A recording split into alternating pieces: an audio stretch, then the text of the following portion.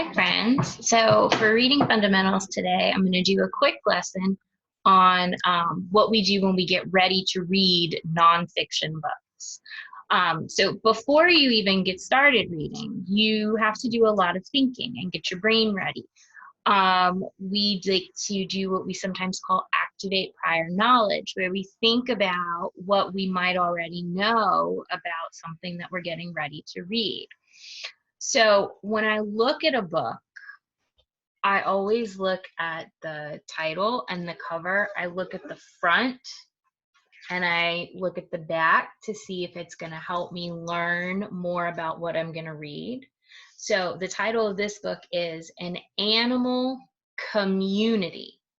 And I see a bunch of animals on the front cover. So I know that a community is a group that lives together. So maybe this is about a particular kind of animal that lives together and works together.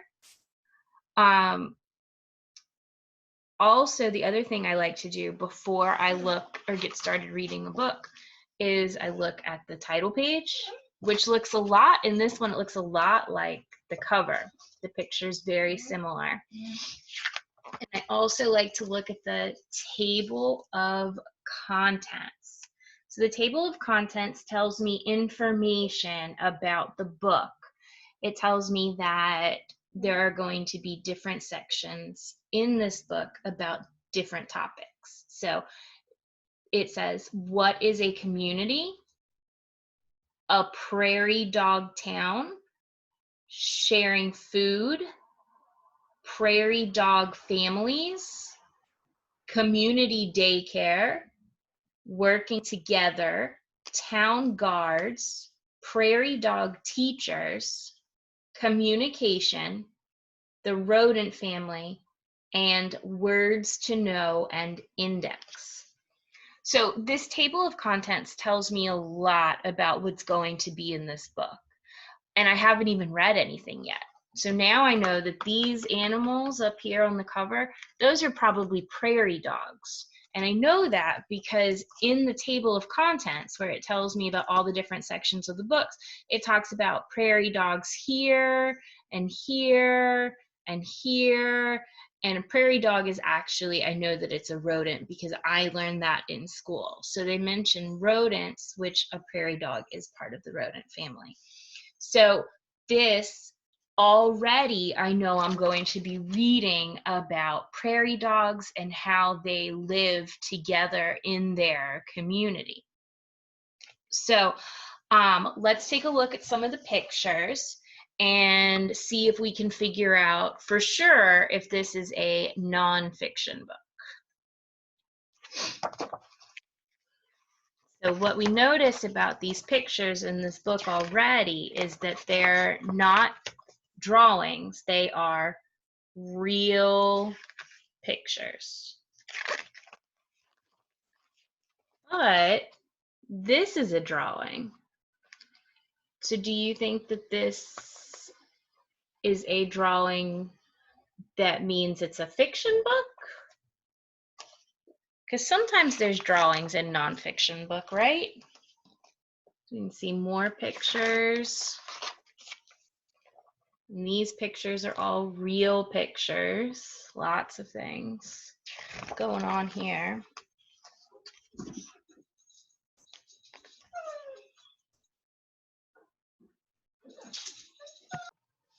Okay, so all of these, or not all of these, but most of these pictures are of real things. They're real pictures and they're not drawings. So that tells me that this book is probably a nonfiction book. That means it's a book about something that is real. So I think that this book is going to teach us about prairie dogs and how they live together in a community. Maybe it'll even tell us where they live. So I want you guys to get ready. We're gonna look at a new book. This is called What We Wear, Dressing Up Around the World. And you notice that there's a picture of a little boy wearing some really fancy clothes on the front cover.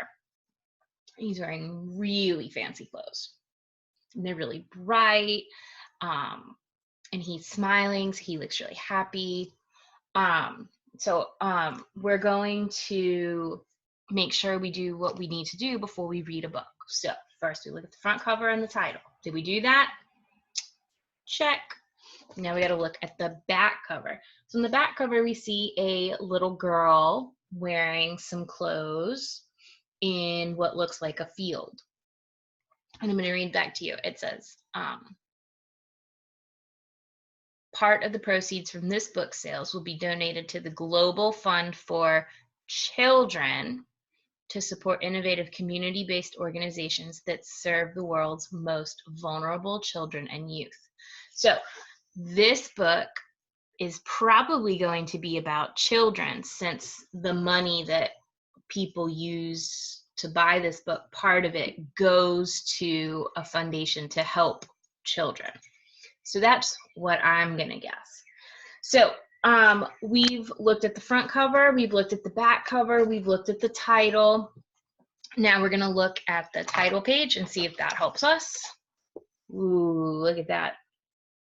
What we wear dressing up around the world. So I'm noticing already that there's lots of different types of clothing, and all of these children that we've seen so far, they all look really different.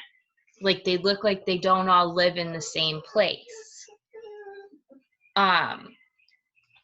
What I notice about this book, though, is that there is no table of contents. It goes right from the title page right into the story. So instead of using the title page to help us figure out what this book is going to be about, we need to look at the pictures. So let's take a look at some of these pictures and some of the different things that we see. What do you guys notice about all of these pictures? Are they real or are they drawings?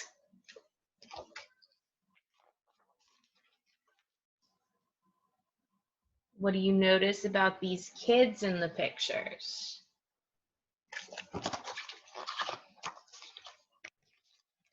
All the children look a little bit different, and a lot of the clothing looks really different.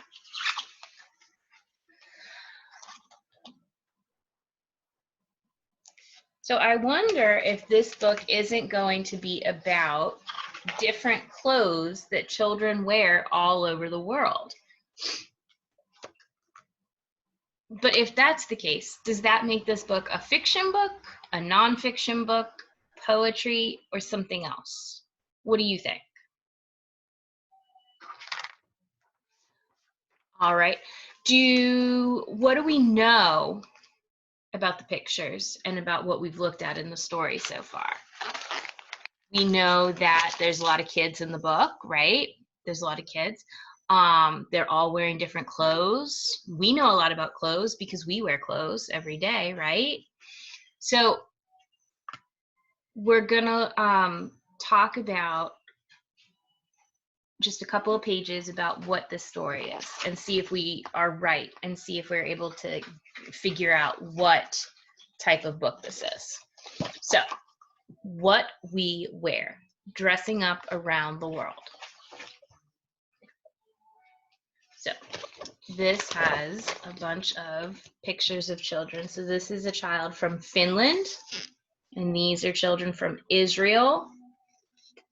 Ooh. This is a child from Mali. This is a little girl from Chile, Bangladesh, South Africa. So it says, around the world, we dress up to have fun. So this is some children in India. This is some children in Turkey. These are some kids in the USA. So all of these kids are wearing dress-up clothes, but do they look the same? Are they all wearing the same kinds of clothes? They definitely don't look the same, but they're all fancy dress-up clothes. Wearing feathers, beads, and flowers. Feathers, beads, and flowers. So we have some pictures of some little girls with flowers in their hair from Switzerland. And there's a little boy in Papua New Guinea. Do you see his feathers? And then these boys from Ethiopia are wearing beads.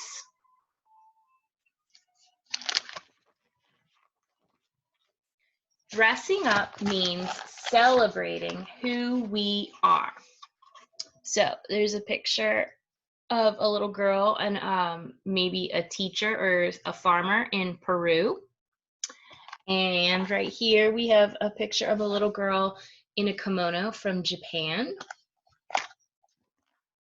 We have a little boy playing bagpipes from the United Kingdom, and a little boy dressed up. He looks like he lives in the country, maybe on a farm or something, from the United States. And what we believe. Look at these cool outfits. These are pretty awesome. Do you guys ever dress up for special occasions?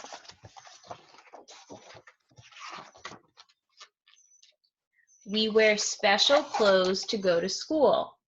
And we're very lucky at College Park. We don't have to do that, but some places do. They have to wear uniforms. Everybody wears the same thing. But we don't have to do that. So we're pretty lucky like that. So based on what we've read and what we've looked at, and I've learned that this book, What We Wear, Dressing Up Around the World, is a nonfiction book because it is teaching me about different clothes that different children around the world wear. There are a lot of pictures in here with really great outfits and colors, and it tells us where all the different countries are that all these children came from for the story. So these kids really do come from all over the world. So this is a nonfiction book that is teaching us about different clothing and different times that people wear different types of clothing all over the world. So that's pretty cool, right? So I was able to figure that out by looking at the front cover, reading the title, looking at the back cover, looking at the title page, and looking at the pictures. When I looked at an animal community, I was also able to look at the table of contents, and that helped me to find a lot of really good information out about what the book is going to be about. And I was able to figure all of that out before I even really read the book. So we have to make sure when we're reading, we have to use our brain to get ready to read. All right. I hope you guys, when you read today, you do this and figure out what kind of book you're reading before you start reading. Okay. Have a great day, guys, and read, read, read.